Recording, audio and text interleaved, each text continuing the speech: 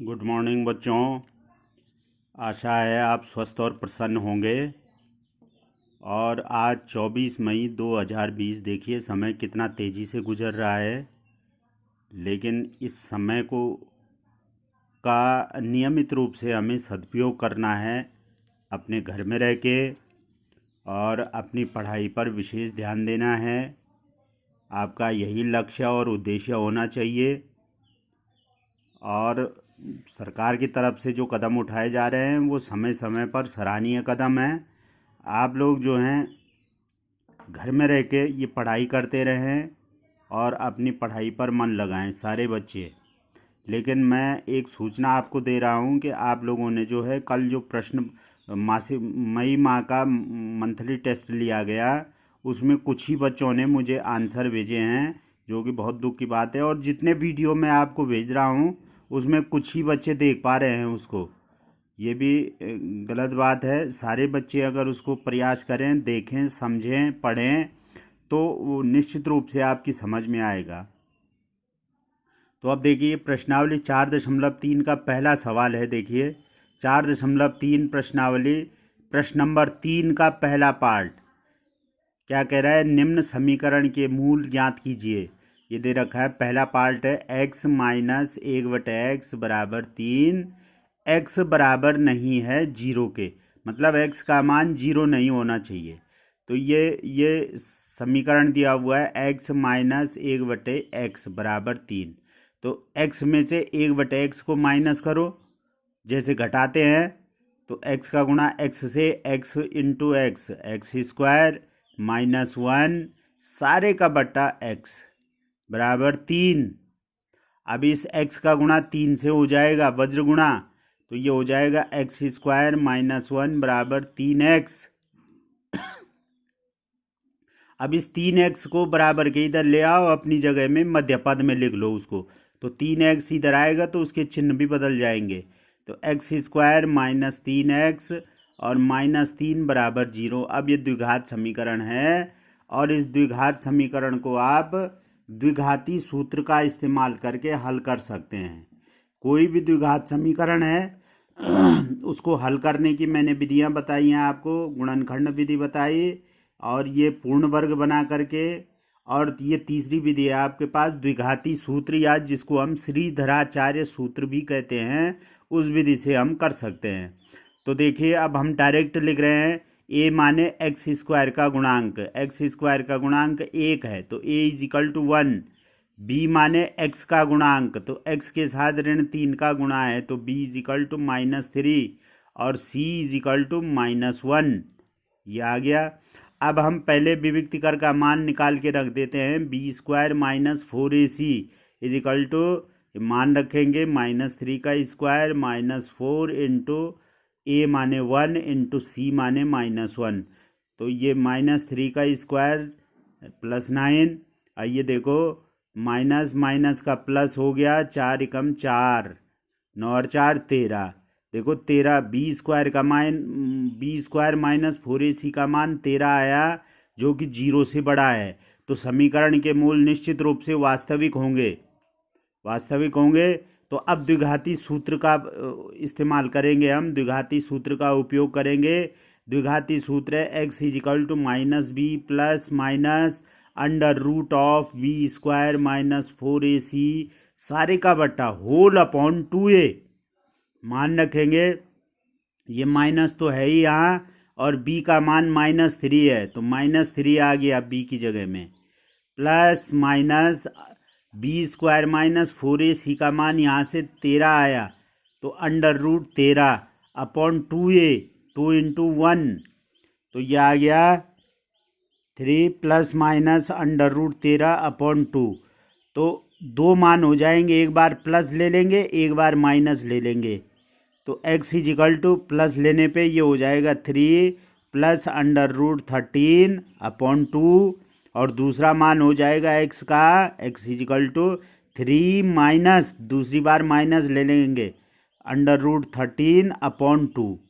तो समीकरण के दो मूल आ गए, 3 प्लस वर्गमूल 13 अपॉन 2 व 3 माइनस अंडर रूट 13 अपॉन 2।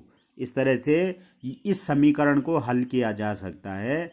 और इसी का सेकंड पार्ट है, इसको कैसे हल करेंगे, ये देखिए 1/x minus 1/x-7 is equal to 11/30। x का मान जो है -4 नहीं है और x जो है 7 के बराबर नहीं है, मतलब x का मान -4 नहीं होना चाहिए और x का मान 7 नहीं होना चाहिए। तो इस समीकरण को हल करेंगे हम, देखो 1/x-4 1/x-7 बराबर 11/30।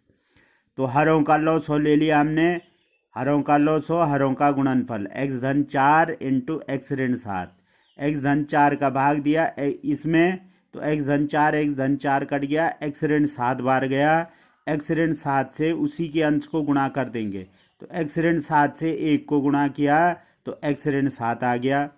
अब x-7 से इसमें भाग दिया तो x-7 कट गया, कितनी बार गया भाग, x-4 बार, x-4 से उसी के अंश को गुणा कर देंगे माने -1 को, तो -1 को गुणा करेंगे तो चिन्ह भी बदलेंगे, -x -4 हो गया और बटे इतना बराबर 11/30। अब देखो ये x और -x कैंसिल हो गया, x -x कैंसिल, क्या बचा, -7 -4 कितना हो गया, -11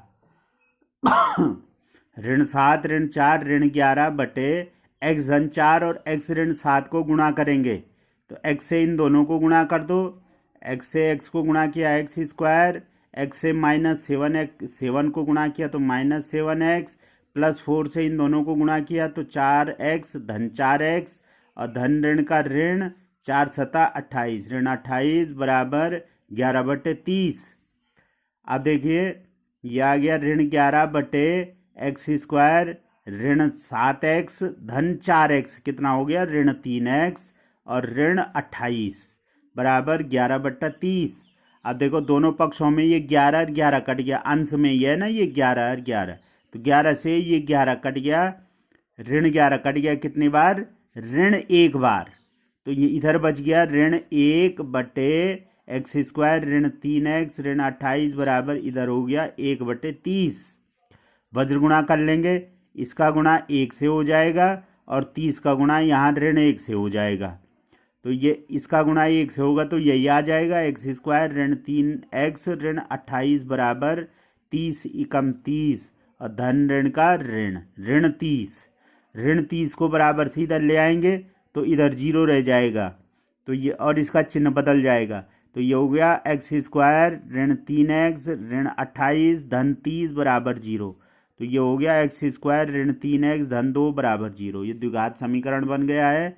तो अब द्विघात समीकरण की तुलना ax² + bx + c = 0 से करते हैं हम, तो डायरेक्ट लिख दिया मैंने यहाँ a = 1, b = -3, c = 2, ये लिख दिया। अब विभक्तिकर का मान निकालो, b² - 4ac का मान निकालेंगे तो ये आ जाएगा -3 का स्क्वायर -4 × 1 × 2, तो -3 का स्क्वायर +9 हो गया, अब -4 × 4 दूनी 8, 9 ऋण 8, तो कितना हो गया, 9 ऋण 8 1, माने b² - 4ac का मान 1 आया जो कि 0 से बड़ा है, >0, तो इसका मतलब समीकरण के मूल वास्तविक होंगे। तो द्विघाती सूत्र का प्रयोग करेंगे, x = -b ± √b² - 4ac whole upon 2a, तो ये रखा हमने, b का मान है -3 प्लस माइनस b² - 4ac का मान आ गया 1, तो √1 अपॉन 2 × 1, तो ये आ गया माइनस का प्लस 3 प्लस माइनस 1 का √ हो गया 1 होल अपॉन 2। तो x के दो मान आएंगे, एक बार प्लस ले लेंगे एक बार माइनस ले लेंगे, तो x = ये आ गया 3 + 1 अपॉन 2 और दूसरा मान आ जाएगा x का, x = 3 - 1 अपॉन 2, तो x = 3 + 1 अपॉन 2, 3 और 1 4, 4/2 और दूसरा 3 ऋण 1 माने 2/2 x का दूसरा मान, तो x = ये आ गया x 2 दूनी 4, 2 दूनी 4 माने x का x बराबर आ गया 2 और कॉमा x का दूसरा मान क्या आ जाएगा, 2 एकम 2 माने x इजिकल टू 2। तो समीकरण के मूल क्या हो गए हैं भाई, 2 व 1 हैं। समीकरण के मूल 2 और 1 हैं। तो इस तरह से इन द्विघात समीकरणों को हल किया जा सकता है। आपने जो है ये इस सवाल को स्वयं करना, और जो काम मैं दे रहा हूँ आप लोग घर में नहीं कर रहे हैं उसको, और ना मुझे दिखा रहे हैं। ये देखो होमवर्क आपके लिए, इस क्वेश्चन को लगाना जरा। x plus 1/x is equal to 3, x is not equal to 0। एक तो ये क्वेश्चन लगाएंगे, पहला क्वेश्चन ये होमवर्क है आपके लिए। और दूसरा 1/x minus 1/x minus 2 is equal to 3। x is not equal to 0, x का मान 0 और 2 के बराबर नहीं होना चाहिए।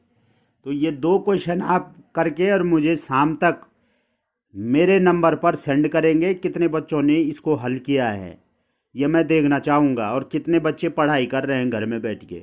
अगर बच्चों पढ़ाई नहीं करोगे तो समय गुजरता जाएगा, ये कोरोना भी चला जाएगा, सब कुछ चला जाएगा, लेकिन हमारा समय गुजर जाएगा।